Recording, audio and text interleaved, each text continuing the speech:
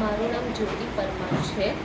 મને લગભગ 8-10 વર્ષથી એલર્જીક અસ્થમાની તકલીફ હતી અને 3-4 વર્ષથી સર્વાઇકલની પ્રોબ્લેમ હતી. જોકે હમણાં 1 મહિનાની થેરાપીમાં મને શ્વાસમાં પણ ઘણી રાહત છે. કોઈ પંપની કે એવી વસ્તુની પણ જરૂર નથી પડતી, દવાની જરૂર નથી પડતી અને સર્વાઇકલમાં પણ કોઈ દવા નથી લેતી. એના સિવાય બી સારું છે. 50-60% રાહત છે મંથની થેરાપી. 1 મંથથી આવો છો તમે અને કેટલો ફાયદો થયેલો છે તમને? ઘણો ફાયદો છે. પહેલાં પંપ લેવાની જરૂર પડતી હતી, પણ હવે નથી. અત્યારે તમારે અસ્થમાના પંપની જરૂર પડે છે? ના, નથી.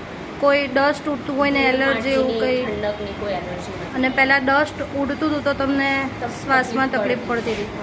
અત્યારે તમે લગભગ 1 મહિનાથી થેરાપી કરો છો, બરાબર? 1 મહિનાની થેરાપીમાં તમને આટલું રિઝલ્ટ મળ્યું છે કે પંપ લેવાની જરૂર પડતી નથી. અને સર્વાઇકલમાં કેવું છે તમને? એમાં પણ સારું છે, ફાયદો થયેલો છે, બરાબર? 1 મહિનાની થેરાપીમાંથી તમે બ્રેસલેટ લેવાનો વિચાર શા માટે કર્યો? એ જ કે મંથલી થેરાપીમાં એટલો ફરક પડતો હોય તો પછી બ્રેસલેટના પણ ઘણા ફાયદા છે ને, તો એ હિસાબે કે લઈ લઈએ સારું. ઓકે, સરસ.